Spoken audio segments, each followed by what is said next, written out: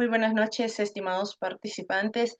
Les doy la más cordial bienvenida a nombre de nuestra institución y el Ilustre Colegio de Abogados de Ayacucho para esta primera sesión del diplomado especializado en el texto único ordenado de la Ley del Procedimiento Administrativo General, ley número 27444.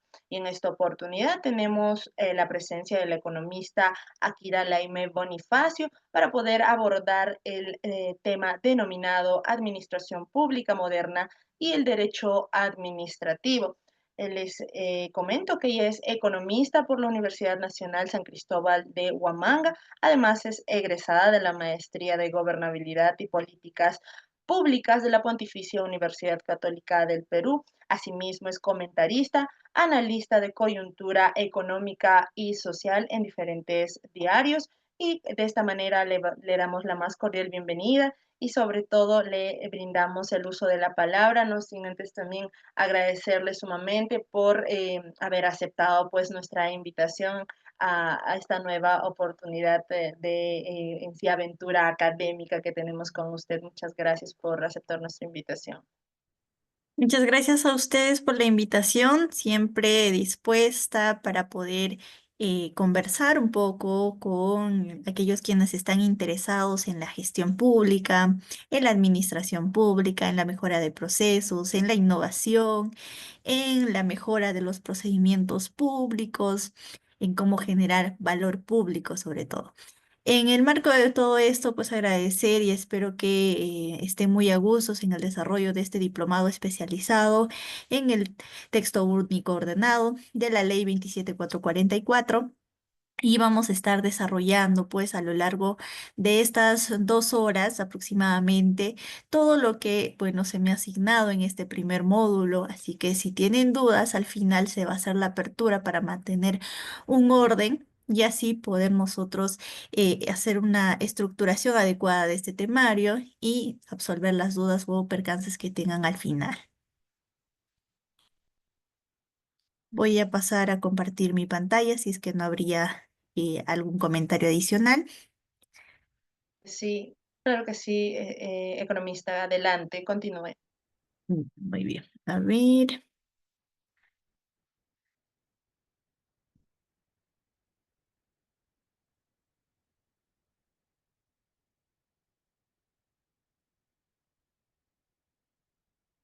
Muy bien.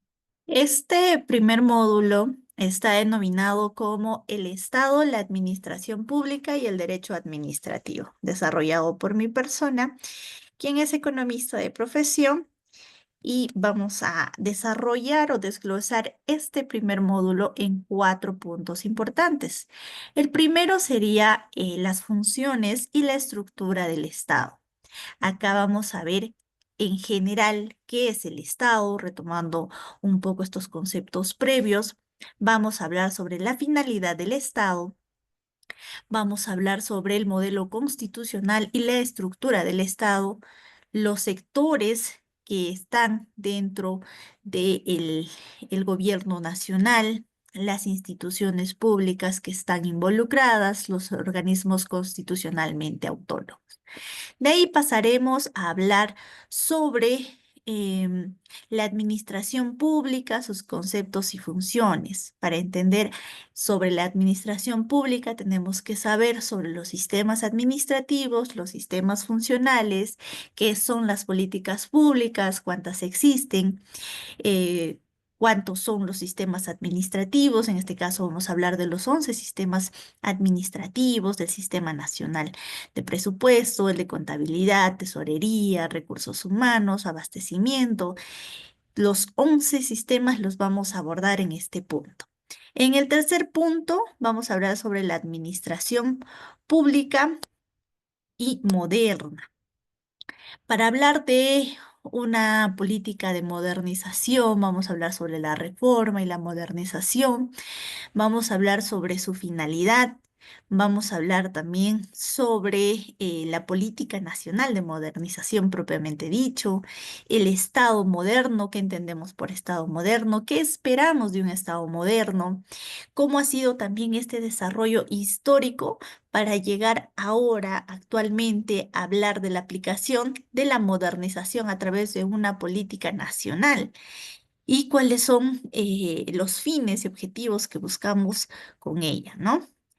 Acá también vamos a tocar sobre desarrollo un poquito más del problema público. En el cuarto punto vamos a hablar sobre el derecho administrativo y como su función la creación de valor público, ¿no? Una vez anterior desarrollado el problema público, tenemos que saber cuál es la estructura operativa de este problema público. Tenemos que hablar sobre el valor público. Tenemos que entender ¿qué es la cadena de valor? Que es una herramienta importante para todas las instituciones a nivel descentralizado, nacional, sectorial, regional, para que puedan identificar sus procesos, sus objetivos, cuáles son sus actividades y sobre todo el captar claramente cuál es, cómo llegar a generar ciudadanos que estén satisfechos, que es el objetivo nacional, ¿no? Vamos a empezar con el primer punto, que es las funciones y estructura del Estado. Como habíamos mencionado, vamos a hablar sobre qué es el Estado. En esta primera parte de qué es el Estado, pues en primera es un conjunto de instituciones que tienen cierta autoridad, cierta autonomía también, cuentan con potestad para establecer normas. Estas normas regulan a la sociedad en donde nosotros estamos, que tienen a través de esto una soberanía interna, una gobernabilidad interna y a la vez externa sobre todo nuestro territorio, un territorio que está determinado y delimitado según normativa. El gobierno del Perú es unitario, es representativo, es descentralizado y se organiza según el principio de la separación de poderes. Cuando mencionamos que el Estado es unitario, representativo y descentralizado, nos referimos a que se organiza sobre este principio que separa los poderes y está estipulado en el artículo 43 de la Constitución Política del Estado. Esto nos refiere a que por más diversidad, por más búsqueda de un modelo descentralizado, el Perú opera bajo una sola gobernabilidad, bajo una sola estructura y esa estructura es del Estado peruano. ¿Cuál es la finalidad de este Estado? El Estado ha sido creado en primer lugar para que nosotros como ciudadanos, quienes en un principio actuábamos cada quien bajo su propio interés, bajo la búsqueda de la satisfacción de sus propias necesidades, fue creado para ordenar y sistematizar toda esta búsqueda de satisfacción y así cada uno desde el cumplimiento de determinada función pueda servir a la sociedad. La existencia del Estado se justifica en primer lugar para los fines que históricamente se han venido asignando. Por lo consiguiente, el Estado tiene que cumplir ciertos fines generales.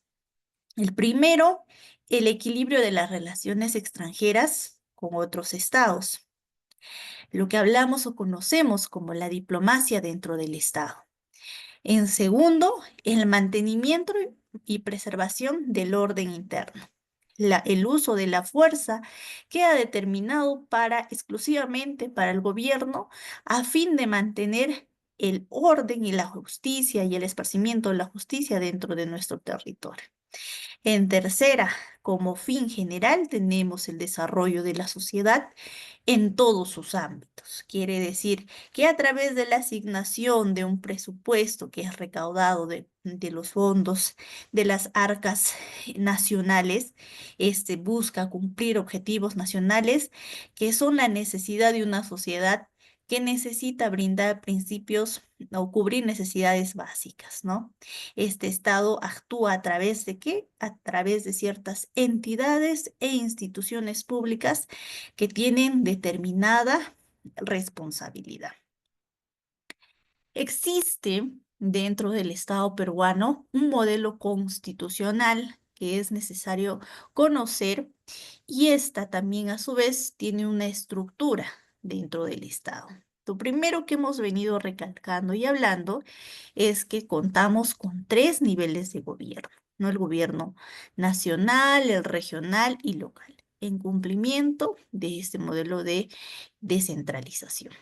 En segundo, tenemos los poderes del Estado, el ejecutivo, el legislativo y el judicial. También contamos con los organismos constitucionalmente autónomos. Y aparte también, aunque muchos no lo mencionan o se olvidan, están también las empresas del Estado. Empresas o instituciones que suman a través de eh, brindar empleo, aportar con ciertos tributos, generar movimiento económico, generar ciertas oportunidades, ¿no? Empresas del Estado. Sectores del gobierno nacional. Dentro de esta primera visualización, tenemos que ver que el Estado opera bajo ciertas instituciones. Las primeras y más importantes, los ministerios, encabezados ¿por quién? Por la presidencia del Consejo de Ministros.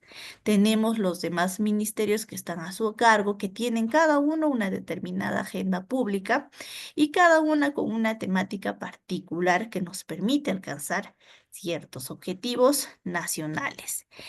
La agenda nacional del gobierno nacional es mencionada o es estructurada en los discursos de 28 de julio, donde se determina, según priorización, cuál va a ser la institución con el mayor presupuesto, el mayor enfoque, el mayor énfasis y así consecutivamente para poder, según la necesidad de la problemática pública, poder absolverla, poder disminuir ciertos indicadores.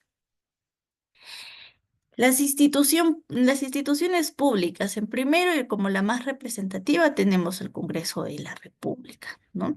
Segundo, también está el Archivo Digital de la Legislación en el Perú, la Superintendencia de Mercados de Valores, la Contaduría Pública, la Contraloría General de la República, la Defensoría del Pueblo, el INEI, el OMPE, el OCE, todos los ositos, Ocinermin, Ocitran, Ocitel, Proinversión, Perú, RENIEC, Servir, SUNAS, la Superintendencia de Banca y Seguros y FP, la Superintendencia Nacional de Salud, la SUNAT y el Tribunal Constitucional.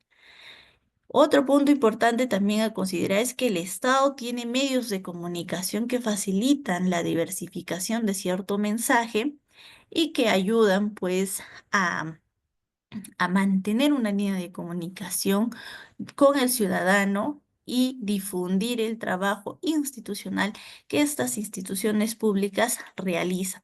El cumplimiento de ciertas metas son comunicadas o difundidas a través de estos medios de comunicación que sirven al objetivo de la agenda nacional, ¿no?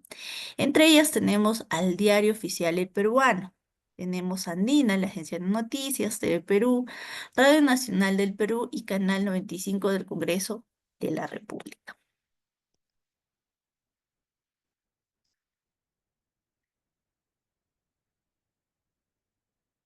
También están los organismos constitucionalmente autónomos. La Constitución de la Constitución Política del Perú nos habla que para la salvaguardia del Estado de Derecho y la mayor eficiencia en la ejecución de algunas labores, ha constituido estos organismos autónomos que, como bien dice su nombre, son autónomos, o sea, no dependen de ninguno de los poderes del Estado, son independientes y esta misma autonomía les permite generar sus propios lineamientos siempre y cuando se estructuren en base a los objetivos nacionales, ¿no? Tenemos entre ellos a la Contraloría General de la República, a la Oficina Nacional de Procesos Electorales, al Tribunal Constitucional, al Registro Nacional de Identificación y Estado Civil, la RENIEC, la Junta Nacional de Justicia, el Ministerio Público, el Banco Central, la Superintendencia de Banca y Seguros, administradoras privadas de fondo de pensiones,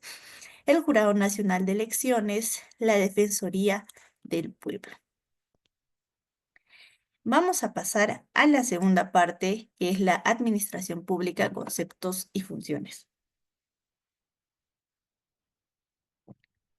Como habíamos comentado, en esta parte vamos a hablar ya netamente sobre los sistemas administrativos y los sistemas funcionales.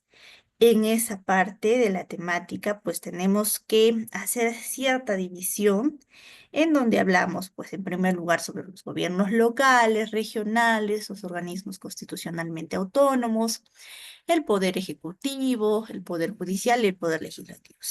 Estos 6 puntos nos van a ayudar a entender cómo se tienen que interrelacionar para poder cumplir en estos sistemas administrativos. ¿Ya? En primera, para que un gobierno un gobierno pueda alcanzar el cumplimiento de sus políticas públicas, más allá del hecho de hablar de la asignación de un presupuesto, lo que realmente nos importa es que estas instituciones públicas cumplan o lleven a cabo ciertas funciones para cumplir objetivos. Para eso se han creado los sistemas funcionales para que nuestro Estado pueda atender la demanda de los ciudadanos. Esto nos muestra que la legislación nacional nos tiene que desglosar los sistemas funcionales en 4 tipos de políticas públicas. Es de muy común hablar sobre las políticas públicas. Necesitamos más políticas públicas, necesitamos más incidencia pública. Pero, ¿qué son las políticas públicas? ¿Cuántas hay? Como les mencionaba, hay 4 tipos de políticas públicas. La primera es la política de Estado. Estas políticas de Estado, reconocidas en primer lugar en el acta de suscripción del 22 de junio del 2022, de acuerdo al Acuerdo Nacional. Estas políticas son elaboradas y aprobadas sobre la base de un diálogo que se sustentó en base a los consensos con la ciudadanía en un foro generado para lograr desarrollo, inclusión, mejorar la equitatividad, para mejorar la sostenibilidad y así permitir afirmar que la gobernabilidad y la democracia en el país se puedan fortalecer a través del desarrollo de estas políticas de Estado. Además, estas constituyen un marco referente en los temas de planeación y temas legales. Otro tipo de política son las políticas nacionales. Las políticas nacionales, en las cuales, pues, en primer lugar, hacen referencia al artículo 4 de la Ley Orgánica del Poder Ejecutivo, que son aquellas que definen los objetivos prioritarios, los lineamientos, contenidos, principios de las políticas públicas, los estándares nacionales, los cumplimientos, las provisiones que deben de alcanzar y cómo van a ser supervisados para así asegurar el normal desarrollo de las actividades políticas públicas y privadas. Otro punto, la política sectorial, ¿no? Que tiene mucho que ver con los sistemas funcionales. También están contempladas en el artículo 4 de la Ley Orgánica del Poder Ejecutivo. Estas, en primer lugar, se diferencian de las políticas nacionales porque solo afectan a una actividad económica y social en específica, y razón por la cual exige la participación del Poder Ejecutivo. La última serían las políticas multisectoriales, ¿no? Que son un subconjunto de políticas nacionales con una cierta diferencia, que es que afectan a una sola actividad económica y social muy en específico. Bueno, en ese sentido, podemos indicar que los sistemas funcionales tienen como finalidad asegurar el cumplimiento de políticas públicas que requieren la participación de todas o varias entidades del Estado, mencionándose en la LOPE que el Poder Ejecutivo es responsable de reglamentar y operar los sistemas funcionales. Algunos ejemplos de sistemas funcionales son el Sistema Nacional de Atención Integral al Niño y al Adolescente, el Sistema Nacional de Defensa Civil, el Sistema Nacional de Evaluación y Fiscalización Ambiental, el Sistema de Seguridad y Defensa Nacional, entre otros.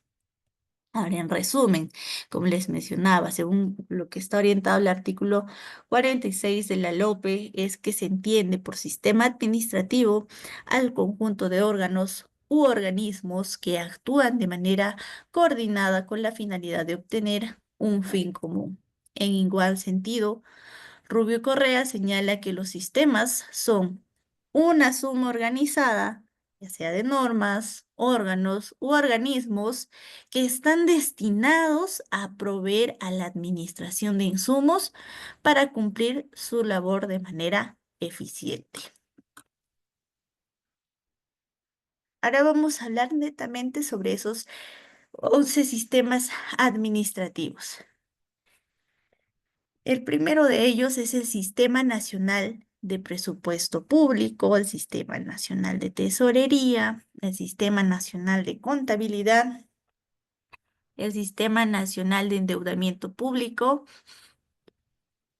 el Sistema Administrativo de Abastecimiento, el Sistema Administrativo de Gestión de Recursos Humanos, el Sistema Nacional de Control, el Sistema Nacional de Programación Multianual y Gestión de Inversiones, INVIERTE-P, el Sistema Nacional de Planeamiento Estratégico, el Sistema de Defensa Jurídica del Estado y el Sistema Administrativo de Modernización de la Gestión Pública. Para ello, vamos a ver un video que nos ayudará a hacer una vista previa o un pequeño resumen de los 11 sistemas administrativos que se encuentran dentro del Perú.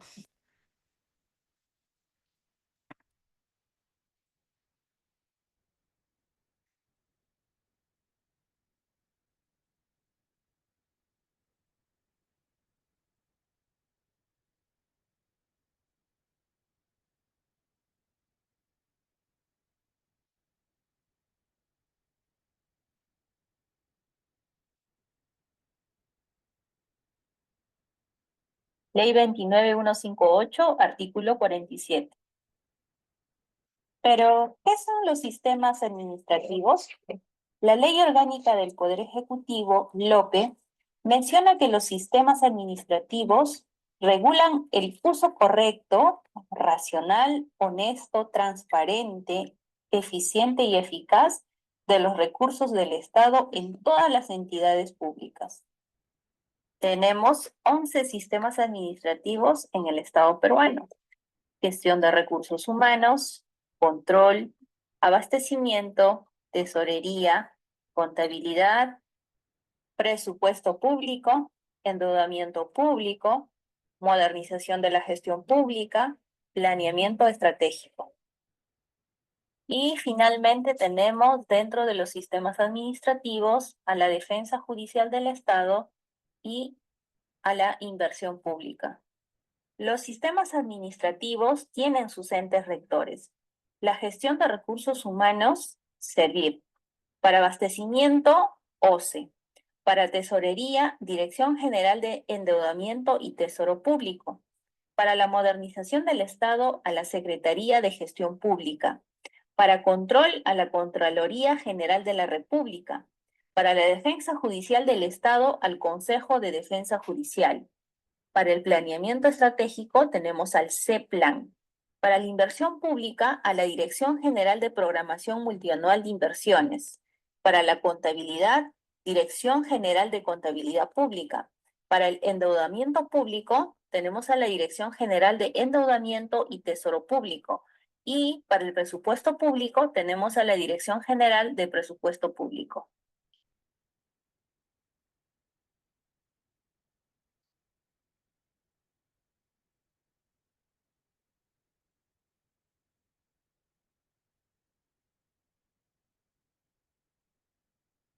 Bien. Como hemos visto en el video, nos habla de manera resumida cuáles son las entidades que están a cargo de estos sistemas nacionales. El primero del cual nosotros vamos a hablar este Sistema Nacional de Presupuesto Público, ya, que es un conjunto y según la norma todos inician con la misma narrativa, es el conjunto de principios, procesos, normas, procedimientos, técnicas e instrumentos que conducen en el proceso presupuestario de las entidades públicas. Esto ayuda a a la determinación del recurso económico, ya sea los ingresos y los gastos del Estado, así como su asignación y gasto efectivo. Este proceso presupuestario está compuesto por varias fases. Primero, la programación multianual. Segundo, la formulación. Luego está la programación, aprobación. En cuarta, la ejecución. Quinta, la evaluación, según el decreto legislativo del Sistema Nacional de Presupuesto Público. El Sistema Nacional de Presupuesto Público cumple objetivos que venimos hablando desde un principio. Los sistemas nacionales cumplen objetivos y tienen principios. El objetivo del Sistema Nacional de Presupuesto Público, en primera, es optimizar la gestión administrativa y financiera del Estado. En segunda, es equilibrar los ingresos y los egresos. En tercera, mejorar la gestión presupuestaria en función a los ejercicios anteriores, tomando en cuenta las perspectivas futuras. Perspectivas que muchas veces están relacionadas con las interfaces que pueden haber a nivel internacional, a nivel global, y de las cuales muchas veces se tiene que prever a través de este presupuesto público para poder evitar crisis o poder solventar una respuesta rápida a cualquiera de ellos. ¿Y cuáles son los principios del Sistema Nacional de Presupuesto Público?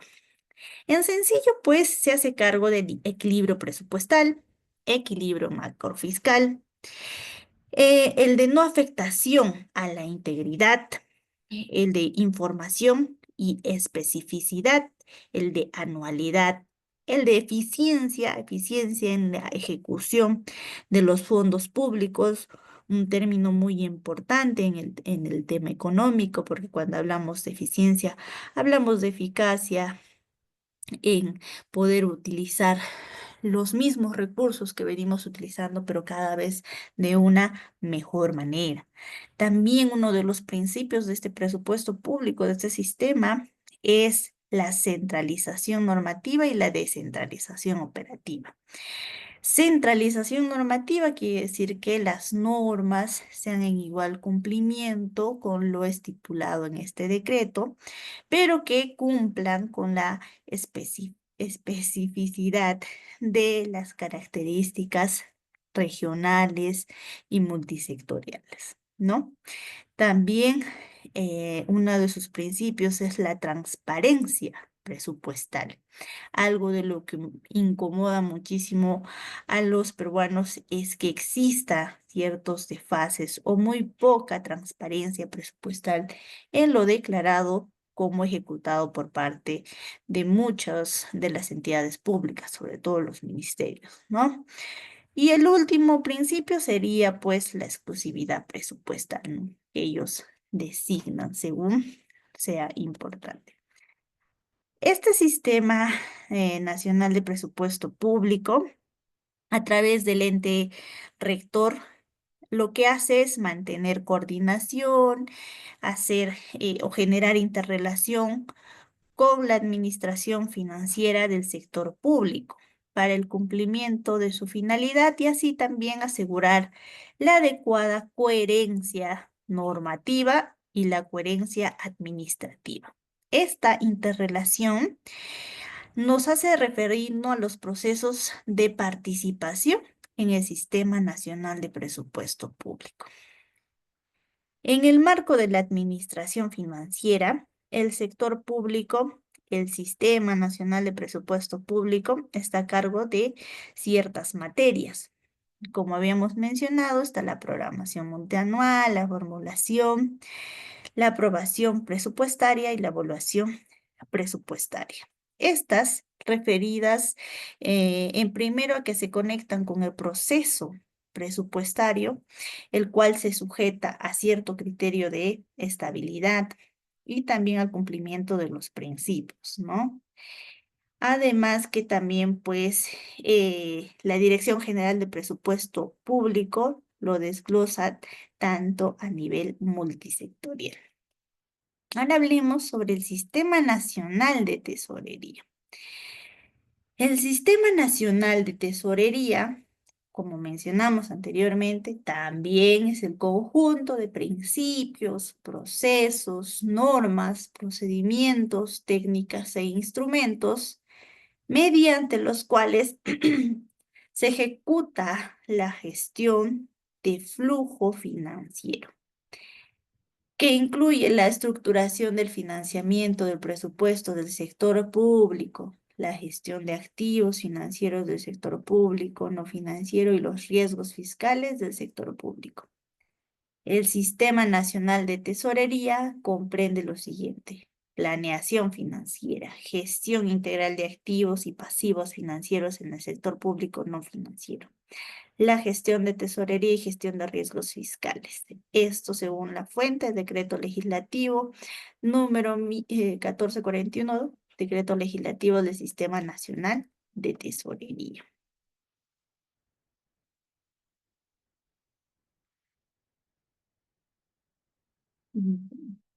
Este sistema, el Sistema Nacional de Tesorería, está conformado en primer lugar a nivel central y en segundo lugar en nivel descentralizado o también conocido como operativo.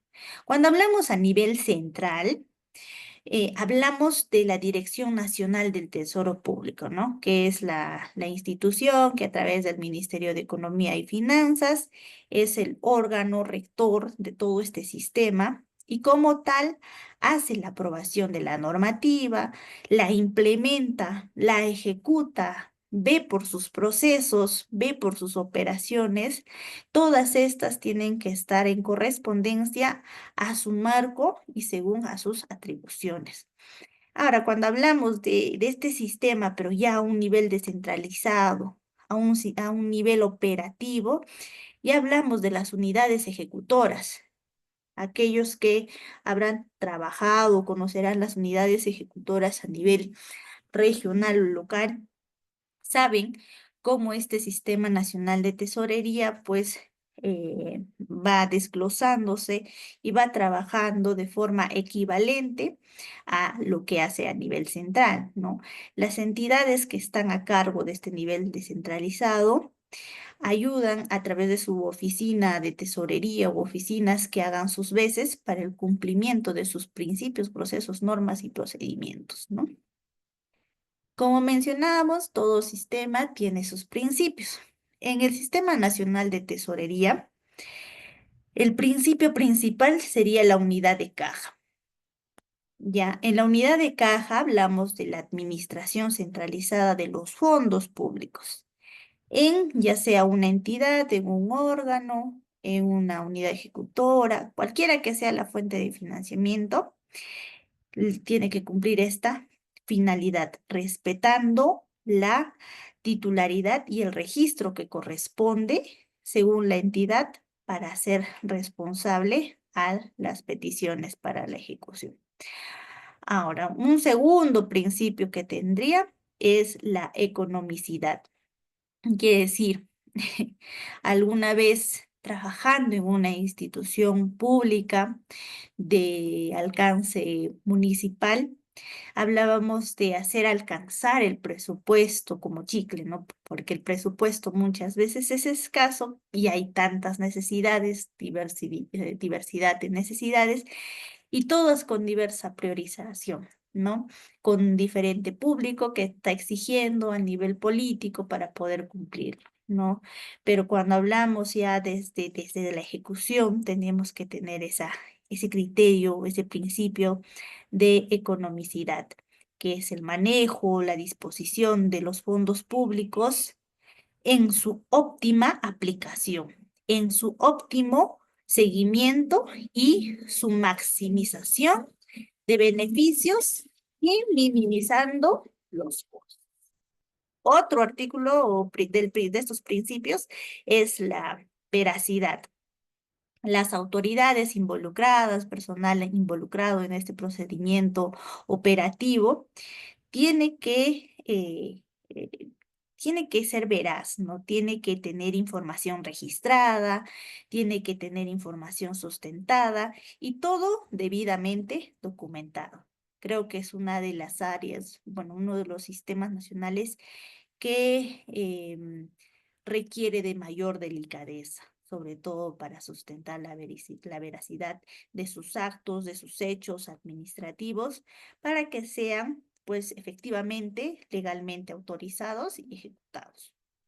Otro principio es el principio de la oportunidad, que es la percepción y acreditación de los fondos en planes ya ejecutados o ya señalados, de tal forma que se encuentren disponibles en el momento oportuno. La programación es otro principio importante dentro del Sistema Nacional de Tesorería. Siempre en la administración pública, en la gestión pública, hablamos de mejorar la administración a través de la programación. Pero cuando queremos programar, ¿qué es lo que buscamos? Es obtener una organización a través de una presentación de los ingresos, de los gastos que hayan sido identificados con anterioridad. Que estos hayan sido desvelados, hayan sido analizados según la magnitud real que estos tengan, según el origen que tengan estas necesidades. Entonces, todo esto nos ayuda a generar una mejor programación. No simplemente es lo que muchas veces en muchas municipalidades se ha visto, es el copy-pega de la ejecución de años anteriores, ¿no? Y así en años anteriores se ha ejecutado en tal actividad, en tales promociones, en tales ejercicios, acciones, y entonces se repite lo mismo para el próximo año porque es más sencillo, más fácil y el tiempo muchas veces es reacio. Pero eso no es la idea de un proceso razonable y anticipado para que se pueda hacer una buena programación. Otro principio que es de igual importancia es la seguridad. Cuando hablamos de financiamiento público, hablamos de cierta delicadeza en su ejecución. Tiene que haber prevención de los riesgos. Tiene que haber contingencia en el manejo y el registro de todas las operaciones que tengan que ver con la tesorería, que tengan que ver con los fondos públicos, para así poder conservar ciertos elementos que son importantes dentro de la ejecución y así estos nos ayuden a sustentar ciertos gastos. Bueno, vamos a pasar al siguiente sistema, el Sistema Nacional de Contabilidad. Si alguno de ustedes ha tenido la oportunidad de poder trabajar en alguna de los niveles descentralizados del Sistema Nacional de Contabilidad, conocerá la magnitud de este sistema. Como mencionamos, es el conjunto de principios, procesos, normas, procedimientos, técnicas e instrumentos mediante los cuales se ejecutan y evalúan el registro contable de los hechos económicos, financieros y patrimoniales del sector público. en armonía con la normatividad contable internacional vigente. El Sistema Nacional de Contabilidad tiene por finalidad regular la elaboración de los estados financieros de las entidades públicas sin excepción, así como su integración y consolidación en la cuenta general de la República, por niveles de gobierno, empresas públicas y seguridad social. El Sistema Nacional de Contabilidad está a cargo de la elaboración de la Cuenta General de la República, las estadísticas de la finanza pública, según el Decreto Legislativo 1438, Decreto Legislativo del Sistema Nacional de Contabilidad.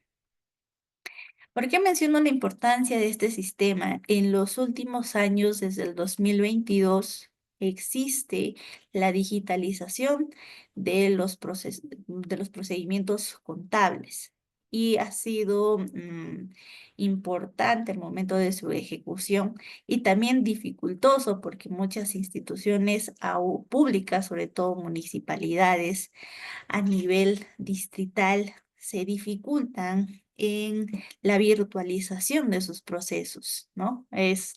Ha sido, podríamos decir, uno de los procesos de cambio y modernización que más adelante también vamos a hablar, que ha generado este cambio transversal para todas las áreas, sobre todo para poder implementar iniciativas legislativas como es la de Cero Papel, la cual nos ha llevado a la virtualización en muchas áreas. Bueno, vamos a continuar con los principios, sin desviarnos del tema. Cuando hablamos de los principios del Sistema Nacional de Contabilidad, son 5. El primero es la fiabilidad, que es tener, bueno, sin más que decir, es tener información fiable. Información financiera que sea resultado de la gestión pública, que sea completa, que sea neutral y libre de errores, que garantice una representación fiel, una representación exacta de lo que se está ejecutando. El segundo principio en el Sistema Nacional de Contabilidad es la oportunidad. Este principio consiste en el reconocimiento, en la medición, en la presentación de las transacciones y otros hechos económicos en el momento y circunstancia de vida. Otro es el devengado contable. Muchos habrán escuchado que las municipalidades o una de las críticas a finales de año es todo el presupuesto lo han devengado, pero al final lo han revertido.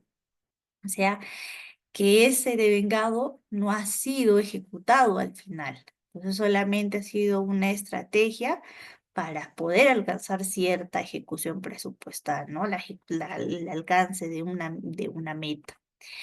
Pero, ¿qué se transgrede? Se transgrede este principio del Sistema Nacional de Contabilidad, que es el devengado contable, ¿no? Que es el registro contable de todas las transacciones o hechos económicos en el momento en que ocurren y no cuando se efectúe su cobro o su pago, para asegurar el reconocimiento y medición oportuna de los elementos que conforman la información financiera.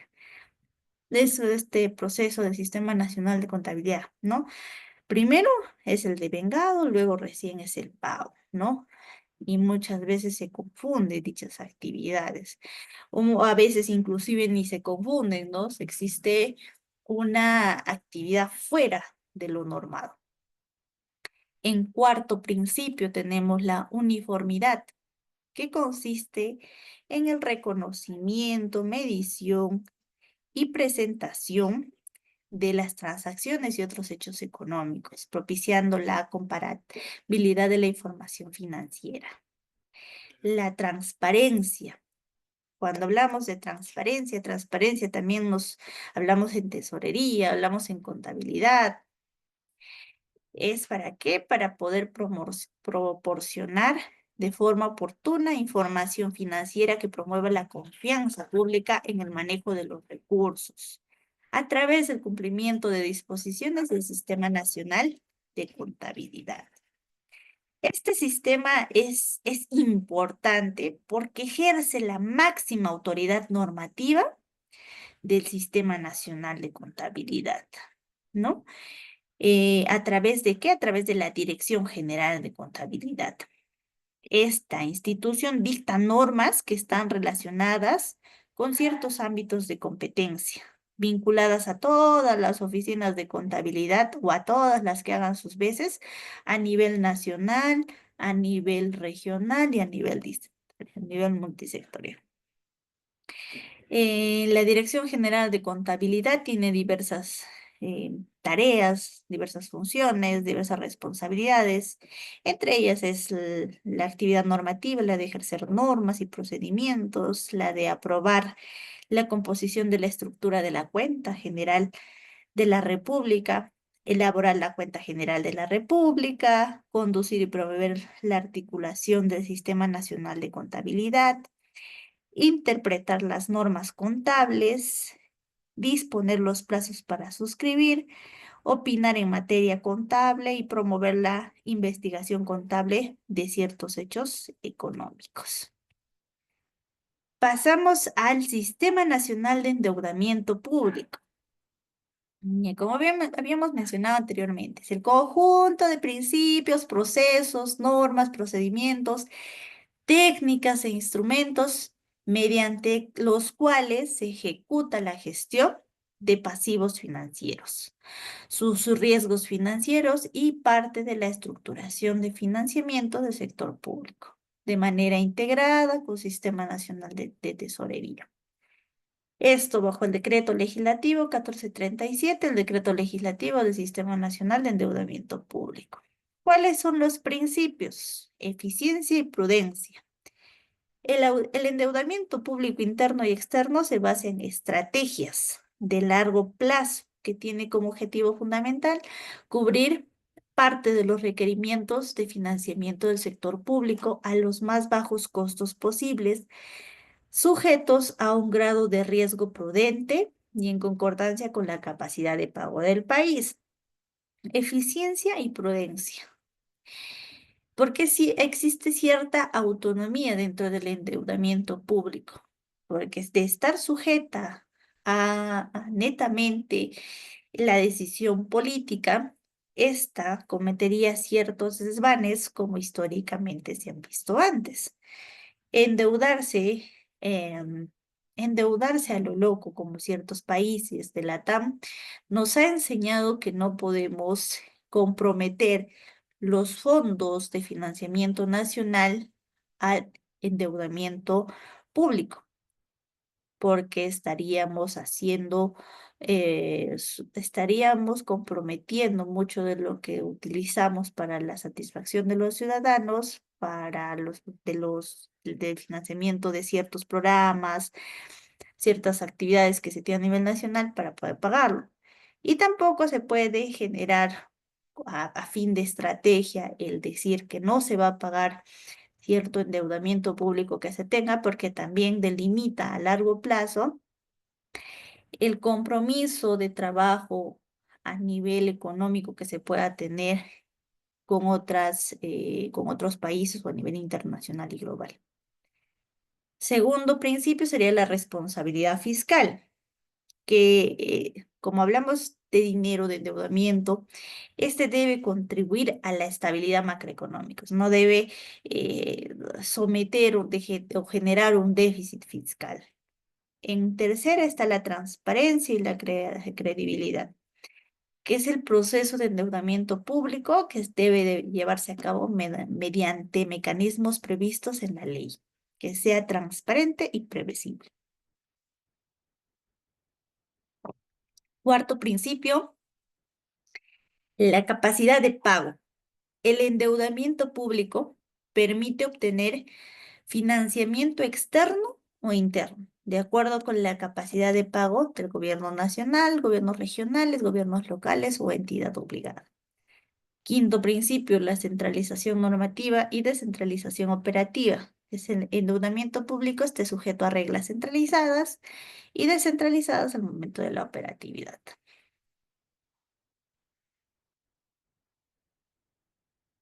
Ahora hablamos sobre el sistema administrativo de abastecimiento. El Sistema Nacional de Abastecimiento es el conjunto de principios, procesos, normas, procedimientos, técnicas e instrumentos para la provisión de los bienes, servicios y obras a través de actividades de la cadena de abastecimiento público, orientadas al logro de los resultados con el fin de lograr un eficiente y eficaz empleo de los recursos públicos. La cadena de abastecimiento público es el conjunto de actividades interrelacionadas que abarca desde la programación hasta la disposición final, incluyendo las actividades involucradas en la gestión de adquisiciones y administración de bienes, servicios y ejecución de obras para el cumplimiento de la provisión de servicios y logro de resultados.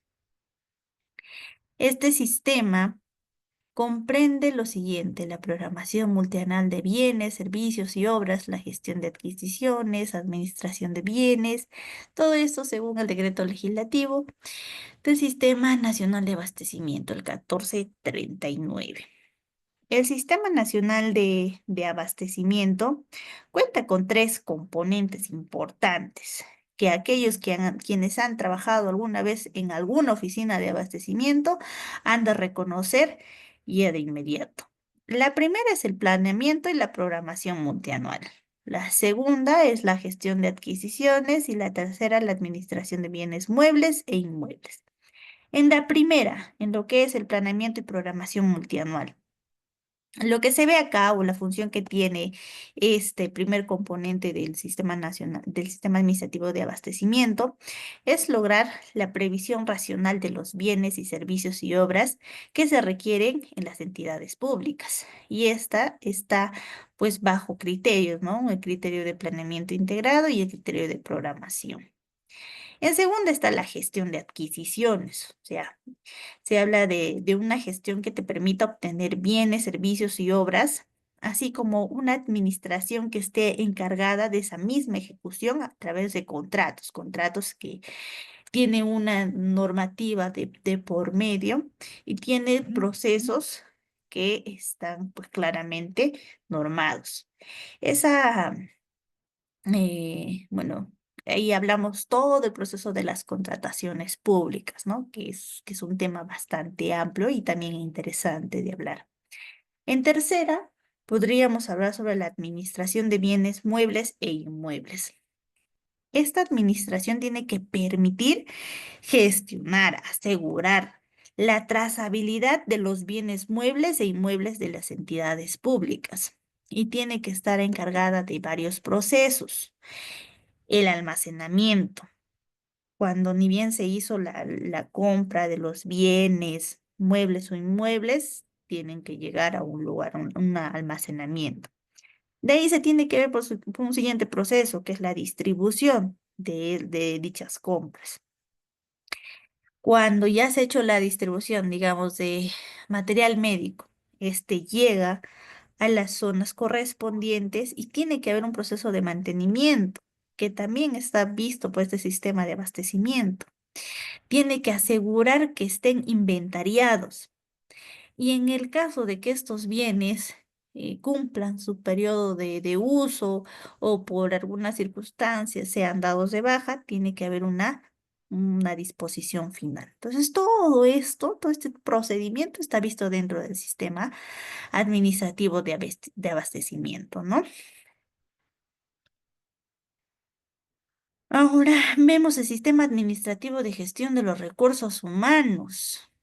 Acá vamos a hablar de Servir, la Autoridad Nacional de Servicio Civil, que a propósito hace poco, pues está generando mucho de qué hablar, sobre todo con los procesos de modificación legislativa para los trabajadores CAS. Hay mucha iniciativa de por medio en lo que es Servir. Mi persona también ha tenido la oportunidad de trabajar bajo una de las áreas de recursos humanos, haciendo evaluaciones de gestión de rendimiento. Y la tentativa es buena, o sea, el avance es bueno, aunque existan ciertas observaciones de por medio. Bueno, continuando, este sistema administrativo de gestión de recursos humanos establece, desarrolla y ejecuta la política del Estado respecto al servicio civil. a través del conjunto de normas, principios, recursos, métodos, procedimientos y técnicas utilizadas por entidades públicas en la gestión de los recursos humanos. Este sistema comprende la planificación de políticas de recursos humanos, la organización del trabajo y su distribución, la gestión del empleo, la gestión del rendimiento, la gestión de la compensación, estructura y funcionamiento del Estado peruano, la gestión del desarrollo y la capacitación, la gestión de relaciones humanas y las resoluciones de controversias. Si bien, como les mencionaba, en el sistema administrativo de gestión de los recursos humanos, em, existe muchas iniciativas que han quedado observadas, inclusive procesos que se han dejado de concluir por ciertas observaciones, ¿no? Tenemos, creo, en el Perú, a diferencia de otros países en América Latina, bueno, regímenes de contratación muy diferentes, con beneficios muy diferentes, que generan riñas entre mismos trabajadores dentro de una misma institución que están contratados, algunos con régimen casto, con 728, etcétera, que genera estas disputas y dificulta el buen clima laboral dentro de las mismas, ¿no? Hay mucho por hacer a nivel nacional, el Sistema Nacional de Recursos Humanos. La planificación, si bien es cierto, ha mejorado muchísimo, pero aún a nivel operativo, a nivel de la aplicación, genera ciertas repercusiones, ¿no? Continuemos. Este es un cuadro que nos permite ver un poquito mejor, más desglosado de cómo es bueno, esta cadena del sistema administrativo de gestión de recursos humanos, ¿no? Empezando por la planificación. El segundo sistema sería la organización del trabajo, en donde se especifica cuáles son las determinadas funciones según los diseños de los puestos. Hay mucho que ver, como les decía, ¿no? En ciertas instituciones a nivel regional, local, que tienen en este nivel ciertas observaciones. El diseño de los puestos es un diseño demasiado general, no existe cierta especificidad de lo que se necesita, se abusa mucho de términos como y otras carreras. No se determina bien las áreas quienes deben de estar involucradas, aparte la administración de los puestos, a qué responde el número de personales en cada área que se tiene. Hay mucho que trabajar en la gestión de los recursos humanos. Para ustedes, quienes se están fortaleciendo en todos estos temas administrativos, hay un hincapié para que puedan siempre generar la innovación desde el área en el que se encuentren, porque la gestión del empleo es algo que indiscutiblemente siempre se va a encontrar en cualquiera de las áreas donde uno se encuentre. El tercer paso en esto es la gestión del empleo. La gestión del empleo no solamente es el captar la mano de obra, la mano de trabajo dentro de una institución, sino que es todo un procedimiento de selección y clasificación según las competencias que se necesitan dentro de una determinada área, procesos que tienen que estar bien definidos, estar claros, porque de lo contrario pues se vienen las interpelaciones de por medio de procesos que no han sido claramente desarrollados, que no han sido bien difundidos, que no han tenido un periodo de difusión exacto, ¿no? Cuya selección deja entrever eh, tal vez algunas artimañas. Entonces, como les hablaba, ¿no? De esta gestión de la incorporación, se habla de la selección, del análisis de la vinculación, porque no es solamente, ah, ya ganó y lo vinculamos, ¿no? Sino que hay todo un proceso de investigación, si es que hay algún tipo de parentesco con los trabajadores dentro de la institución. Tiene que haber un proceso de inducción donde se capacite al personal que acaba de ingresar, se les entregue los materiales, manuales correspondientes y, como no, un periodo de prueba que determine si se le da conformidad al trabajador, un periodo de prueba que hasta el momento, pues, puede ser hasta de 6 meses, mínimo 3 meses. Administración de personas. La administración de los legajos, control de asistencia, desplazamiento, procedimientos disciplinarios y hasta la desvinculación, ¿no? Ahí la entrega del cargo, la entrega de cuentas, la entrega de accesos, entrega de documentos que hayan estado bajo responsabilidad, etcétera. Tenemos gestión de la compensación, la administración de compensaciones, ¿no? La administración de pensiones, si está en AFP o NP, la gestión de desarrollo de capacitaciones, tiene que haber capacitación continua, tiene que haber lo que dicen progresión en la carrera, que es el poder desarrollar, el que haya la oportunidad de crecimiento dentro de una institución. La gestión de relaciones humanas y sociales, las relaciones laborales individuales, colectivas, seguridad y salud, bienestar social, cultura y clima laboral, comunicación interna. Es bastante extenso hablar de recursos humanos, pero a su vez es muy interesante porque cada, cada proceso de lo que se está viendo acá tiene un sinfín aparte de la normativa a aplicar, sino un sinfín de cosas que se pueden innovar dentro de las entidades donde cada uno de ustedes de seguro trabaja. Otro sistema es el Sistema Nacional de Control. Este ya más claramente se aplica sobre el funcionamiento de los sistemas administrativos y de sistemas funcionales. Está conformado por órganos de control, ¿no? Tenemos a la Contraloría General de la República como un ente técnico rector y máxima autoridad del sistema. Supervisa, vigila, verifica la correcta aplicación de las políticas públicas y el uso de los recursos y bienes del Estado. Tiene autonomía administrativa, funcional, económica y financiera para realizar con eficacia sus funciones y atribuciones especiales que le otorga el artículo 22 de la Ley Orgánica del Sistema Nacional de Control y la Contraloría General de la República. Yo supongo que cualquiera desde su institución alguna vez se habrá encontrado con alguno de los procesos que realiza la Contraloría General de la República, ¿no? Las conocidas evaluaciones posteriores, en donde pues vienen a las instituciones y a través de métodos y procedimientos que ellos ya conocen, les permite desvelar o desglosar si estamos efectivamente haciendo el cumplimiento de los procesos que hemos determinado para nuestra institución. Entonces, importante el Sistema Nacional de Control porque nos permite asegurar que efectivamente en una evaluación posterior si se está haciendo uso de los recursos del Estado.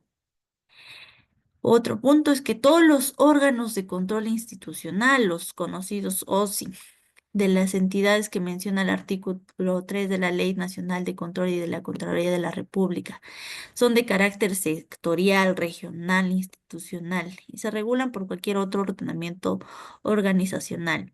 Es la unidad orgánica especializada responsable de realizar el control gubernamental en una institución o entidad, de conformidad con lo señalado en el artículo 7 y 17 de la Ley Orgánica del Sistema Nacional de Control y de la Contraloría General de la República. Su finalidad es promover la correcta y transparente gestión de los recursos y bienes de la entidad, cautelando bueno, en fin, su finalidad es promover la correcta y transparente gestión de los recursos de la entidad. Observaciones dentro de estos órganos de control institucionales, que muchas veces están directamente vinculados o el personal está directamente vinculado con la institución, lo cual un poco que desvincula este hecho de que sea un tercero quien supervise una institución. Hay, hay ciertas críticas a estos órganos de control institucional que pueden sumar a un proceso de retroalimentación para fortalecerlos, ¿no? Otros son las sociedades de auditoría, la SOA, que son partes de este sistema cuando son designadas por la Contraloría General y son contratadas durante un periodo determinado para realizar servicios de auditoría económica, financiera, de sistemas informáticos, de medio ambiente y otros en las entidades públicas. Ahora vamos a hablar sobre el Sistema Nacional de Programación Multianual y Gestión de Inversiones, el conocido Invierte P. A ver, cuando hablamos de Invierte P, hablamos de programación multianual, hablamos sobre inversión local, planeamiento estratégico, hablamos sobre fondos públicos que están destinados a cierta inversión con cierta efectividad. Hablamos de inversión programática, hablamos de gestión de inversión. Bueno, este sistema en sí es el sistema administrativo del Estado que tiene la finalidad de orientar el uso de los recursos públicos destinados a la inversión para la efectiva prestación de servicios y la provisión de la infraestructura necesaria para el desarrollo del país. Con esto, el MEF apunta a ser un socio estratégico de los ministerios, gobiernos regionales y gobiernos locales en su desafío por transformar económica y socialmente los territorios bajo su administración, mediante la selección e implementación de carteras estratégicas de proyectos de inversión. Estos proyectos son de alto impacto, con mayor agilidad y apostando por la simplificación, con el fin de mejorar la calidad de vida de la población en igualdad de oportunidades. Este sistema nació del Decreto Legislativo 1252, entró en vigencia el 24 de febrero del año 2017, un día después de su publicación en el Diario Oficial del Peruano. El 16 de septiembre del 2018 se publicaron sus modificatorias y pues bueno, ¿qué más decir sobre el Sistema Nacional de Programación Multianual y Gestión de Inversiones, el INVIERTE-P? Ha mejorado muchísimo en el tema de modernización o digitalización de sus plataformas, pero aún hay mucho que hacer para poder implementar un poco más los sistemas de control dentro de estas, bueno, de manera multisectorial cuando hablamos en esta interrelación de sistemas. Aún queda mucho por hacer para poder fiscalizar de mejor manera y saber que hay una optimización dentro del INVIERTE-P. A ver, continuando, hablamos sobre el Sistema Nacional de Planeamiento Estratégico, conocido CEPLAN, que es el ente encargado, ¿no? Hablamos sobre este que es un conjunto articulado, integrado de órganos, subsistemas y relaciones funcionales, cuya finalidad es coordinar y viabilizar el proceso de planeamiento estratégico nacional para promover y orientar el desarrollo armónico y sostenido del país. Como les mencionaba anteriormente, ¿no? Hablamos de planificación estratégica, que es un modelo, una herramienta que está regulada a través del Sistema Nacional de Planeamiento Estratégico, que todas las instituciones, ya sea a nivel nacional, regional o local, cuentan con ello y las instituciones autónomas, entre otras, cuentan para poder generar una evaluación retrospectiva al finalizar el año para presentar para el siguiente año, en donde pues se puedan incluir ciertas reflexiones, como decíamos, sobre qué priorizar, sobre qué mejorar, qué agregar, qué quitar. Trabajo que muchas veces suele ser evadido o simplemente pues se mantiene la planificación anterior. Bueno, el sistema de defensa jurídica del Estado es ese sistema cuyos instrumentos el Procurador General del Estado, los procuradores o funcionarios o servidores ejercen la defensa jurídica del Estado. Defensa que es la actividad del orden técnico legal que ejerce los procuradores en el ámbito de gobierno nacional, regional y local para presentar los intereses jurídicos del Estado. Otro es el sistema administrativo de modernización de la gestión pública. Como les mencionaba, en el cuarto punto se va a hablar de manera más amplificada, pero en resumen, es la modernización de la gestión pública en donde consiste en la selección y utilización de todos aquellos medios orientados a crear valor público en una determinada actividad o servicio a cargo de entidades públicas. Se crea valor público cuando, en primera, cuando las intervenciones públicas que optan la forma de bienes, servicios o regulaciones satisfacen las necesidades o expectativas de la ciudadanía, generando beneficios a la sociedad. Se optimiza la gestión interna a través de un uso más eficiente y productivo de los recursos públicos para directa o indirectamente satisfacer las necesidades y expectativas de las personas. A manera de resumen, tenemos los sistemas administrativos, los 11 tocados, los entes rectores y el tipo de entidad. En sistemas administrativos, a manera de resumen, el sistema administrativo de gestión de recursos humanos, como habíamos dicho, ahí está pues la Autoridad Nacional de Servicio Civil, en el sistema nacional de abastecimiento, la Dirección General de Abastecimiento del MEF, Sistema Nacional de Tesorería, la Dirección General de Tesoro Público del MEF, el Sistema Administrativo de Modernización de la Gestión Pública hasta la Secretaría de Gestión Pública de la PCM, el Sistema Nacional de Control está la Contraloría, el de Defensa está la Procuraduría, el de Planeamiento Estratégico CEPLAN, el Sistema Nacional de Programación Multianual y Gestión de Inversiones, INVIERTEP, está la Dirección de Programación Multianual de Inversiones del MEF. El Sistema Nacional de Contabilidad está la Dirección General de Contabilidad Pública del MEF. El Sistema Nacional de Endeudamiento está la Dirección General del Tesoro Público del MEF. El Sistema Nacional de Presupuesto Público, el Sistema General de Presupuesto Público del MES. Entramos al tercer punto que habíamos dicho que íbamos a hablar sobre la administración pública moderna. Cuando hablamos de modernización del Estado, hablamos de una reforma que se ha querido implementar desde hace ya un buen tiempo. ¿En qué consiste esta reforma? ¿En qué consiste esta reforma? ¿Cuántos niveles se identifican? ¿En qué consiste la modernización del Estado? Esos son los puntos que vamos a ir aclarando. ¿En qué consiste la reforma del Estado? La reforma del Estado, cuando hablamos de la reforma del Estado, es que existen muchas definiciones sobre lo que es la reforma del Estado, pero todas ellas coinciden en ciertos puntos. Entre ellas es tener un alcance más extenso, ya que nos ayude a ver cómo los ámbitos de tema político, económico, social y administrativos, tanto en lo judicial, en lo político, en lo electoral, estén bajo el marco de la modernización.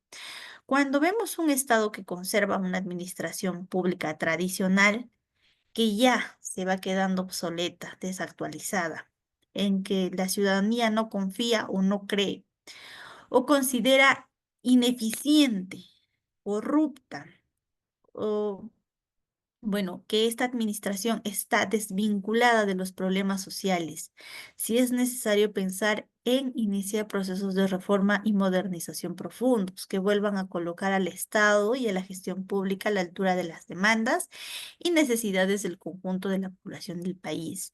Importante este punto, ¿no? Volver a colocar al ciudadano como eje central de esa cadena de valor, de procesos, actividades, acciones, estrategias que tienen las instituciones públicas y así cambiar el objetivo de las estrategias. Como decía, ¿no? ¿Cuándo se tiene que reformar el Estado? Si bien es cierto, en ese proceso histórico de desarrollo del Estado, El modelo burocrático que todos conocemos hoy en día fue un modelo que era necesario en su momento. Era necesario dividir procesos, determinar las acciones, identificar la programación, pero que poco a poco se dieron cuenta que existían tareas doblegadas, existía repetición de procesos, mismas funciones, funcionarios de más. Entonces, ciertas observaciones que nos hacen replantear cuánto es el tiempo que el ciudadano en sí toma para realizar ciertos procesos o trámites que están dentro de los sistemas administrativos del Estado. Entonces, cuando hablamos de esta reforma es para replantearnos qué es lo que en verdad necesita el ciudadano, hablando de una forma eficiente, óptima y con minimización de recursos, ¿no? La reforma del Estado son procesos inducidos, ya que alguien los aplica, en este caso el gobierno los aplica, pero que están respondiendo a una necesidad y que son basados en acuerdos que responden a intereses que se pactan, que cuyos objetivos son esencialmente el buscar que el Estado asegure su supervivencia y su funcionalidad que pueda cambiar entre los cambios económicos, políticos y sociales frente a una respuesta que sea eficaz.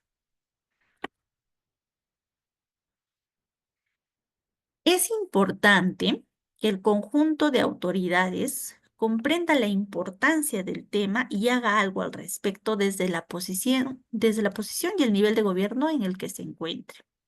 ¿Qué quiere decir? Quiere decir que los tomadores de decisión, si bien es cierto, son quienes pueden iniciar el proceso de transformación hacia un Estado moderno.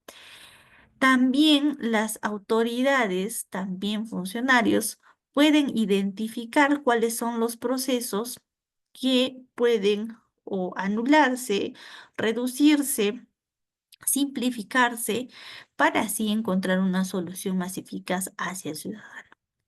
La reforma del Estado comprende procesos que llevan a cambios sustanciales en la organización y en la redistribución del poder político, de su misma estructura, de su mismo funcionamiento, sobre estas reglas que rigen a los trabajadores del sector público para mejorar el desempeño y contribuir positivamente a la transformación de la vida de la población, así también como forjar una nueva relación del Estado con la ciudadanía. Un Estado que se acerca al ciudadano es un Estado que ha pasado por estos procesos de reforma o de modernización. Redistribuir estos poderes políticos que muchas veces siente el ciudadano que son en lugar de favorecedores, opresores. Una estructura que complica los procesos para el ciudadano. Un funcionamiento que es lento, reglas que muchas veces no se cumplen, como decían, que el papel que todo aguanta, pues está bien determinado, bien escrito, pero que a la hora del cumplimiento no se ve o no se ejecuta. Trabajadores que muchas veces al no tener capacitación continua caen en la obsolescencia y no existe ese proceso continuo de querer seguir generando motivación para con el ciudadano. ¿Cuántos niveles se identifican en la reforma del Estado? Pues esta reforma de modernización está en 3 niveles. El primero, el nivel de proceso de gobierno de gestión pública. El segundo, el nivel de régimen político o de la misma política. Y el tercero, nivel de constitución política del Estado. A nivel de procesos, se tiene lugar cuando se producen los cambios en las formas e instrumentos en la forma que intervienen para gobernar, ¿no? En el nivel estricto de redimensión del Estado, reducción de su tamaño, disminución del número de empresas, programas, empleados, leyes, gastos, etcétera. Pero cuando hablamos de nivel de régimen político, estas reformas están vinculadas a una relación política entre sociedad y Estado. Estas ven cómo se componen, cómo se ejerce este poder y también podríamos decir que equiparan ese nivel de formas de interrelación que tienen, ¿no? Y estos aspectos tenemos la relación con la transparencia, participación de la sociedad en la gestión pública.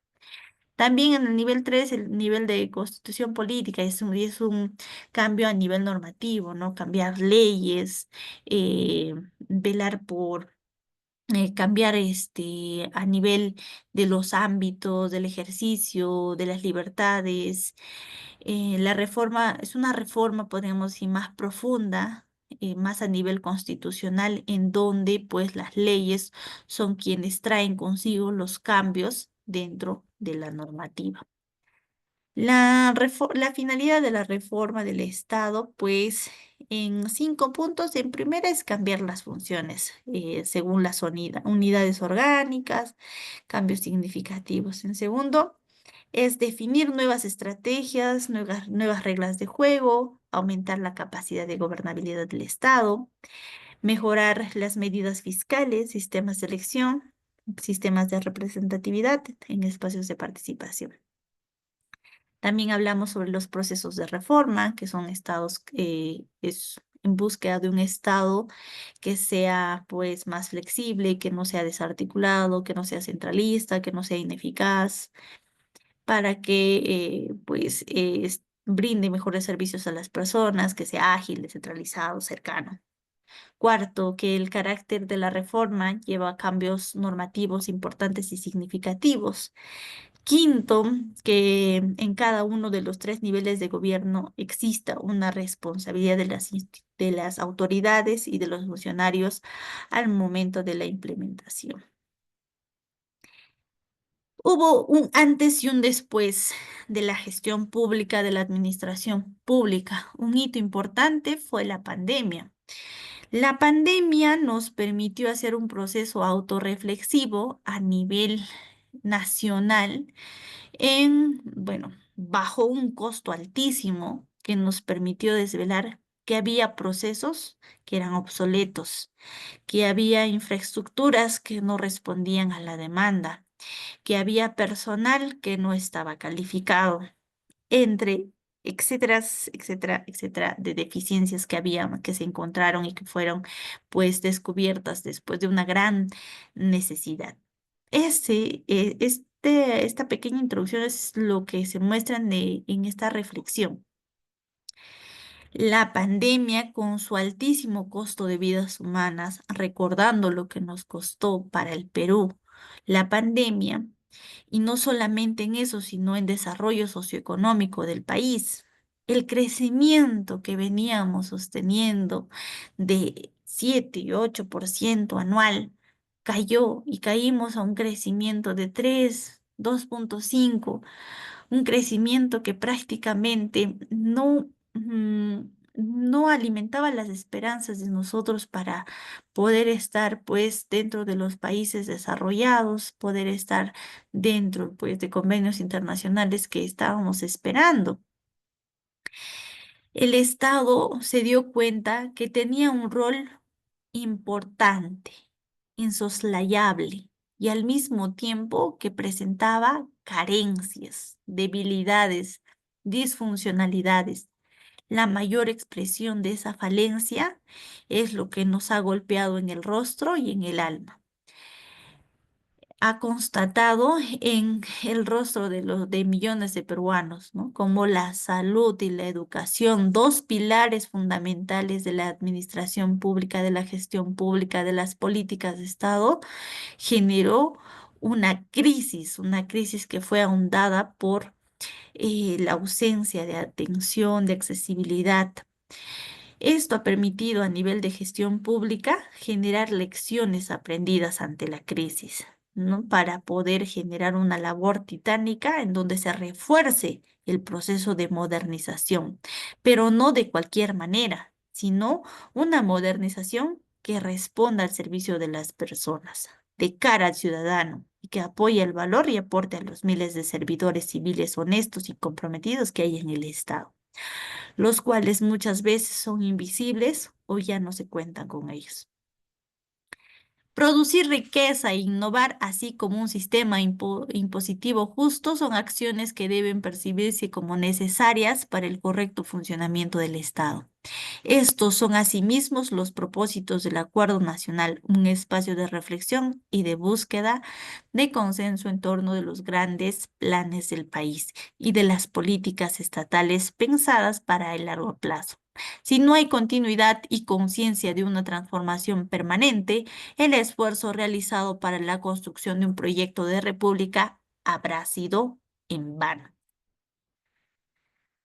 Bueno, la reforma de la estructura del Estado, había un pequeño video que había planteado, pero creo que el tiempo nos va a quedar un poco corto, así que vamos a seguir avanzando. Continuamos con ese proceso de autorreflexión de la pandemia, ¿no? ¿Es realmente el Estado eficiente? ¿Realmente trabaja y está al servicio de la gente? La autocrítica es general para todos los participantes que se encuentran dentro del curso. Creo que todos hemos sentido que el ciudadano después de la pandemia ha hecho o ha generado una desconfianza mucho más latente, sobre todo porque ha sentido esa lejanía del Estado hacia ellos, ha sentido el desdén de los mismos funcionarios y de trabajadores y ha sentido que el Estado no respondía a algo de lo que él es partícipe, ¿no? La pandemia ha incrementado la desconfianza que ya existía en los gobiernos. Antes, en el 2018, según la data que teníamos, el 75% de la población reportaba tener poca o ninguna confianza en su gobierno. La confianza quebrada de la ciudadanía ya se venía reflejada en varios países de América Latina. Chile, Ecuador, Colombia, Perú no es exento de ellos y peor. Y si hacemos la medición actual es mucho peor. Algunos de los estudios más relevantes que buscaban explicar el quiebre de esta confianza apuntaba que ha habido ineficiencia en el gasto público en América Latina. Dicho gasto ineficiente se expresa en salarios, compras públicas, filtraciones en los subsidios y el costo pues es altísimo. Asimismo, hay otros estudios que estiman que la corrupción en las obras públicas ascienden a un 15 y un 20% del costo total. En el contexto peruano, el caso Odebrecht revela la magnitud del problema. Hasta el 2019 en el Perú los temas de mayor preocupación para la ciudadanía eran la seguridad y la corrupción, tema que actualmente no ha dejado de ser importante. Así que el gasto ineficiente y la corrupción está arraigada en la ejecución del gasto público. Por un lado, han quebrado la confianza de la ciudadanía y por otro, han devenido en un llamado a la acción. Hablemos netamente de la Ley de Modernización de la Gestión Pública. ¿Qué es un Estado moderno? El Perú ha pasado más de una reforma lleva- llevada a cabo por el Estado antes de la pandemia. El Perú ha sido pionero en aplicación de reformas.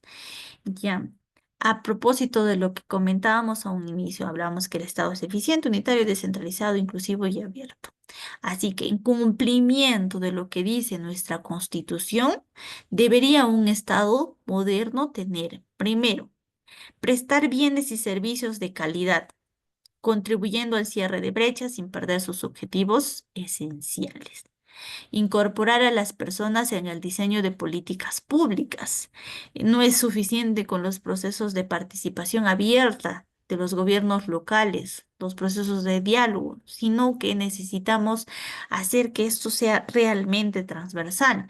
Si nosotros nos preguntamos en instituciones en específico cómo es que participan, muchas veces solamente es un proceso de información o de comunicación unilateral que no cumple con un beneficio, con un cumplimiento objetivo de que de verdad se estén incorporando las personas dentro de ese modelo. Otro punto es identificar las necesidades y expectativas de los ciudadanos, considerando las particularidades de los diferentes grupos a los que se atiende. No es lo mismo hablar de pobreza urbana que hablar de pobreza rural. Existen características particulares que los hacen grupos, que los convierten en grupos diferentes con necesidades similares, pero con características o peculiaridades que necesitan atenderse de diferentes maneras o estrategias diferentes para poderse acercarse a ambos. Simplificar trámites y emitir regularizaciones de calidad. En uno de los estudios del INEI del 2020-21, hablaba sobre cuánto un peruano se demora en realizar un trámite, desde la presentación hasta el término, y esto superaban los 15 días. Si bien es cierto, en muchas instituciones el proceso de atención de un documento es de 10 días hábiles, llegar a 15 o a más significa generar un retardo, una incomodidad para el ciudadano. Mejorar su funcionamiento para alcanzar los resultados esperados. Cuando hablamos mejorar el funcionamiento, tiene muchas aristas, entre ellos mejorar la infraestructura, mejorar la calidad de los bienes con los que genera esa prestación, mejorar el nivel de la calidad de la atención, mejorar la capacidad de la atención. Mucho también referido a lo que comentábamos antes, ¿no? Del Sistema Nacional de Recursos Humanos. Tener objetivos claros, trazar metas concretas y sujetas a evaluación. Parece hoy en día que la evaluación es un tema que genera mucho rechazo, porque se cumplen metas, pero se cumplen metas o de manera subjetiva, se fuerzan los datos para cumplir dichas metas. Los objetivos institucionales, pues muchas veces no se cumplen, o pues son datos que, como decíamos en antes, son meramente para cumplir, como en el caso de los devengados de gasto, ¿no? Asignar y ejecutar los recursos públicos de forma eficiente y eficaz. Como decíamos, hoy en día la decisión política determina mucho de esa asignación y ejecución, pero si se incorporara en ese diseño el deseo de las personas, la real necesidad, pues se podría hacer una mejor asignación y ejecución, mucho también con el reforzar instituciones que levantan la información. Cuán importante es tener instituciones como la INEI que sean realmente autónomas y que no se vinculen con el deseo político, que no transgredan su información para quedar bien con el Estado, ¿no? Con el gobierno de turno, mejor dicho. Otro punto, articular sus intervenciones en el territorio. Cuando hablamos de articulación, hablamos de una verdadera descentralización, tema que muchas veces se habla, pero que no se encuentran las estrategias claras para generar una verdadera descentralización, sobre todo cuando no se cuenta con todo lo necesario para generarlo, ya sea personal, ya sea infraestructura, ya sea calidad, etcétera. Otro punto, ser ético, íntegro y rendir cuentas sobre el accionar. ¿Cuánto en realidad está sujeto a la verificación? Muchas veces la labor de la Contraloría queda corta con todo lo que se hace, con todo lo que se ve, con todas las obras que están por evaluarse, ¿no? Y con todo aquello que no podemos ver o que no es a simple vista, ¿no? Así como nosotros pensamos en cómo mejorar el Estado, existen otros grupos organizados, estructurados, quienes buscan cómo sacar la vuelta a la ley. ¿Por qué es importante modernizar la gestión pública? A diferencia de una empresa privada que tiene como incentivo la maximización de su rentabilidad, las entidades públicas no cuentan con un estímulo para mejorar su funcionamiento. En consecuencia, las personas no pueden optar por cambiar ese servicio, no pueden optar por cambiar a la entidad pública, lo cual los somete a realizar un trámite o ese servicio sí o sí con esa entidad. Como, a diferencia, como sí lo puede hacer en el sector privado, ¿no? Digamos, este banco no me trató bien, me voy a otro banco donde sí satisfaga mis necesidades y mis expectativas, porque me trata bien, me trata en un mejor tiempo, el personal es calificado, etcétera, ¿no? Lo que veníamos mencionando. Por ello, a través de la modernización de la gestión pública, se busca generar incentivos. Incentivos para que las entidades del Estado mejoren constantemente el funcionamiento. sus intervenciones, bienes, servicios y regulaciones, de forma eficiente, orientada a resultados y teniendo como prioridad a las personas. La razón de ser de las entidades y servidores públicos es brindar una mejor calidad de bienes, servicios y regulaciones a las personas. Se debe comprender que no se realiza un favor al ciudadano. El desarrollo sobre la modernización de la gestión pública. Este proceso viene de todavía desde el año 2002, con la ley marco de la modernización estipulada en la ley 27658, la ley de transparencia y acceso a la información. Luego, en el 2007, tuvimos la ley del silencio administrativo, la ley orgánica del Poder Ejecutivo. En el 2010, la estrategia para la implementación de la modernización. 2012, la estrategia para la modernización de la gestión pública. Y el plan de acción del Perú hacia un gobierno abierto 2012-2013. Para el 2013 avanzamos con la Política Nacional de Modernización y el plan de implementación para la Nación de Simplificación Administrativa, la Ley de Servicio Civil. Y en el 2019 el proceso de actualización de la Política Nacional de Modernización al 2030. Y esperemos que no haya otro proceso de actualización, pues ya necesitamos empezar a aterrizar con esos grandes sueños que engloban el proceso de modernización de la gestión pública. Mm, ya. ¿Qué es la Política Nacional de Modernización de la Gestión Pública? ¿Qué nos dice o qué nos relata esta política? Dice, en el marco de la visión de los compromisos que establecen las políticas de Estado en construir un Estado eficiente, eficaz, moderno y transparente, es posible identificar un conjunto de hitos que han marcado y siguen marcando la trayectoria e institucionalidad del proceso de modernización de la gestión pública en el Perú, dentro de los cuales se encuentra la Política Nacional de Modernización de la Gestión Pública. Hoy, luego casi de más de 10 años, sigue siendo importante contar con una política como instrumento orientador en materia de modernización, con temporalidad estimada hacia el 2030. Cuando hablamos de modernización del Estado, es, como decía, ¿no? Eficiente, eficaz, moderno y transparente. Esos son nuestros objetivos, pero objetivos que se aplican ¿a qué? Hacia un problema público que lo podemos visualizar o que lo podemos solucionar, ¿no? Que son bienes, servicios y regulaciones que no responden a las expectativas y necesidades de las personas y a la creación de valor público. Existe una variable central.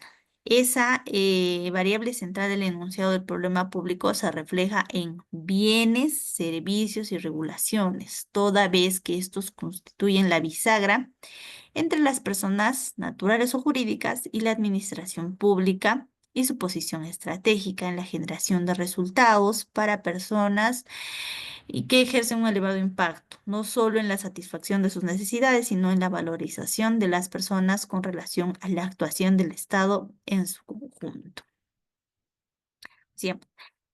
Bienes, servicios y regulaciones. Si pensamos en un público objetivo, por ejemplo, no sé, me pongo en la primera infancia, ya niños menores de 36 meses con la necesidad de una educación y alimentación y acompañamiento familiar que respondan a un desarrollo óptimo de los niños menores de 3 años. Entonces, ahí que tengo niños que necesitan bienes, que son para el desarrollo integral, necesitan servicios educativos y alimentarios y regulaciones, una normativa que permite contemplarlo como población vulnerable con ciertas necesidades. Entonces, son claras, son objetivas, pero que necesitan de una visión más estratégica que permita hacer eficiente, eficaz y moderno y transparente ese servicio que se brinda a través de ¿qué? A través de ciertos programas o instituciones encargadas. ¿Existe una estructura operativa? de ese problema, ¿ya? El modelo del problema público se representa a través de un árbol de problemas. Está utilizando una relación de causa y efecto. Este se explica en función de 5 causas directas y 24 causas indirectas, las cuales están sustentadas por la evidencia. Este enunciado de acá es bienes, servicios y regulaciones que no responden a las expectativas y necesidades de las personas y a la creación de valor público. ¿Cuáles son los efectos? Existen dos efectos importantes. Las personas no acceden de forma oportuna a servicios básicos y las personas enfrentan barreras burocráticas que afectan al ejercicio de sus derechos. Hay causas directas que son las principales y estas a su vez generan causas indirectas. Vamos a ver una de ellas. Por ejemplo, una causa directa de que estos bienes y servicios y regulaciones no respondan a las expectativas y necesidades de las personas es, en primera, que hay un inadecuado diseño de políticas públicas. Esa es mi causa directa, la principal. Pero a su vez esta causa tiene otras causas indirectas, como una definición de problema que no está basado en evidencia. Que, bueno, probablemente una reunión política, cierto sector tuvo mayor influencia y presionó para que el diseño de su política se priorizara frente a otras que tenían mayor necesidad, mayor nivel de impacto. Entonces, ahí se definió la política, la problemática, pero no basada en una evidencia, no basada en información, no basada en investigación. Otro puede ser que haya habido ausencia de criterios, que haya habido alguien que políticamente le debiera algún favor a un sector en concreto y dijera ya, el sector transporte informal me apoyó, entonces yo voy a generar una política pública para ellos porque es un favor político que se debe. Otro puede ser incorrecta identificación de objetivos, indicadores y lineamientos en el diseño de políticas públicas. Un mal trabajo previo o la desactualización de la información hace que se genere un inadecuado diseño de esa misma política. Una formulación de normas e instrumentos que no sustentan un análisis de impacto regulatorio, ¿no? Cada una de ellas, por ejemplo, en una causa directa 2, inadecuada estrategia de intervención para lograr los objetivos, tiene sus causas indirectas. Limitada capacidad de gestión interna para generar bienes y servicios de calidad, tiene causas indirectas. Limitados procesos de seguimiento, evaluación y mejora continua, tiene causas indirectas y así también insuficiente apertura del Estado hacia las personas en las intervenciones públicas tienen causas indirectas. Ahora, ¿este modelo es aplicable o es adaptable a las diversas instituciones? Por supuesto que sí.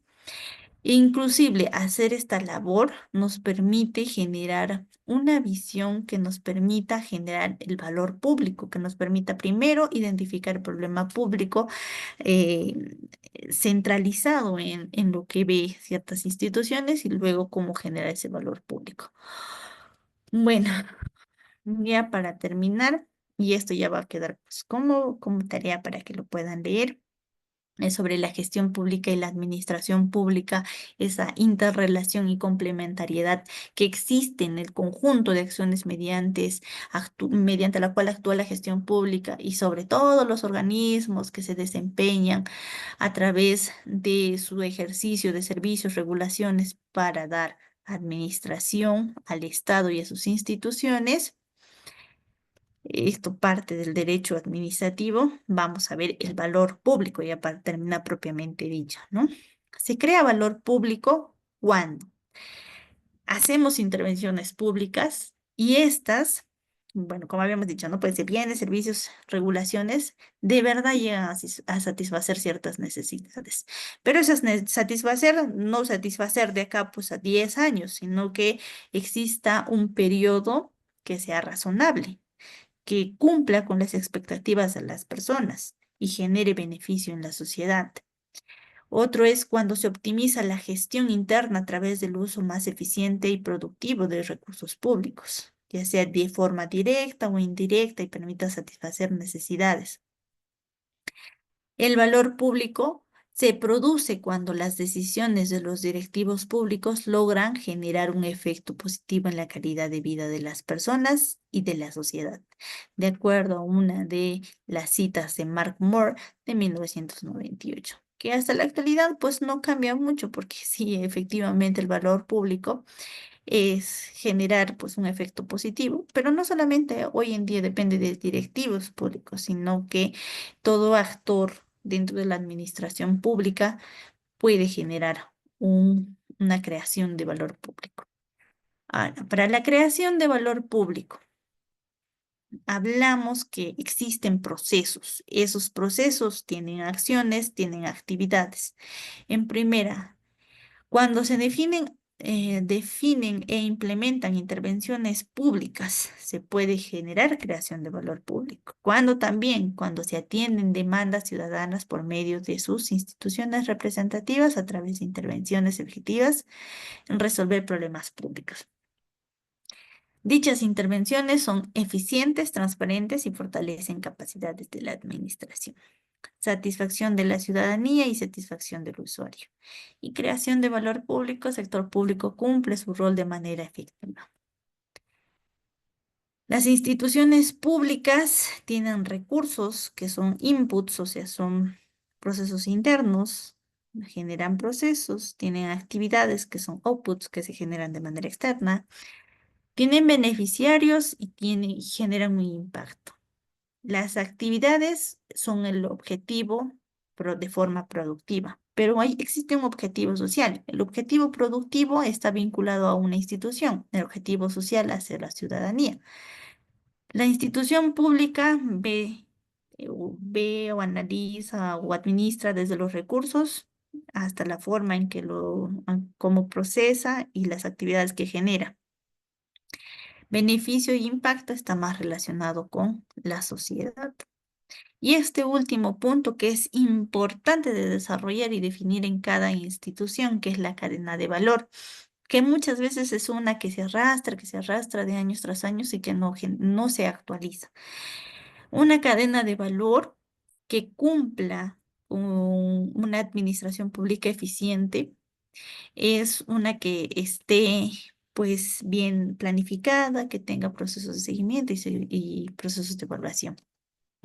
Por este lado, en la cadena de valor, ingresan la demanda de los ciudadanos.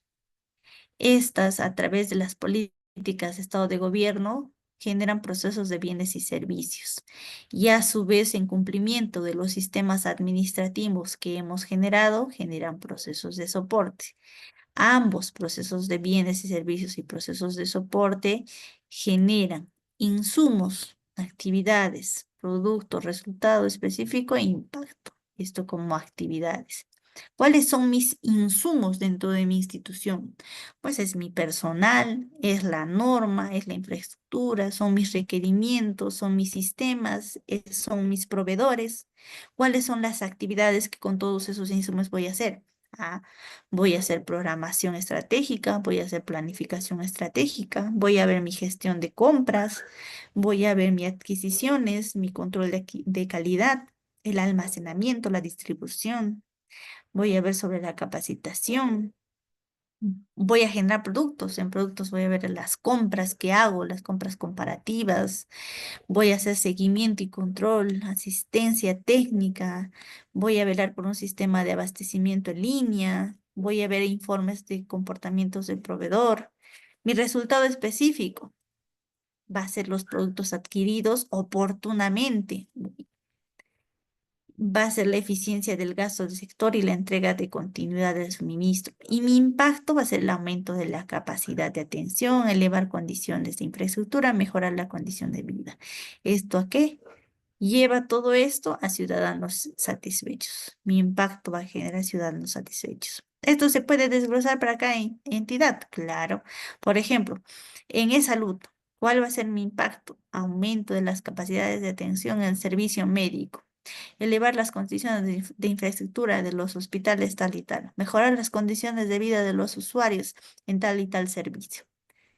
Entonces, como parte de la administración pública en diversas entidades, queda el poder generar una cadena de valor que esté aterrizada en la institución, es la palabra.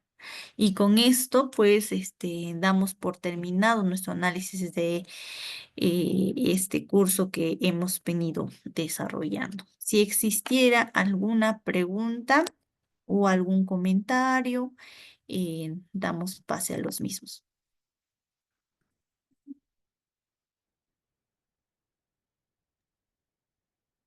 Bien, muchas gracias, estimada economista Akira. Para nosotros ha sido un gusto, un placer contar con su participación en esta apertura de nuestro diplomado especializado en la ley del TUO 27444. ¿Ok? Para las personas que aún desean hacer alguna consulta con respecto a los temas tratados en este punto, sin ningún temor lo pueden realizar mediante nuestro chat o activando la opción levantar mano, que mi persona o en todo caso también la ponente les va a estar brindando la palabra, ¿ok? Tenemos Nilda, estimada Nilda, muy buenas noches. Ella nos ha hecho algunas consultas, estimada economista que está en el chat. Quedamos atentos. Ya bien, Nilda nos dice, ¿hay algún plan nacional para la modernización de la administración pública? Sí, efectivamente.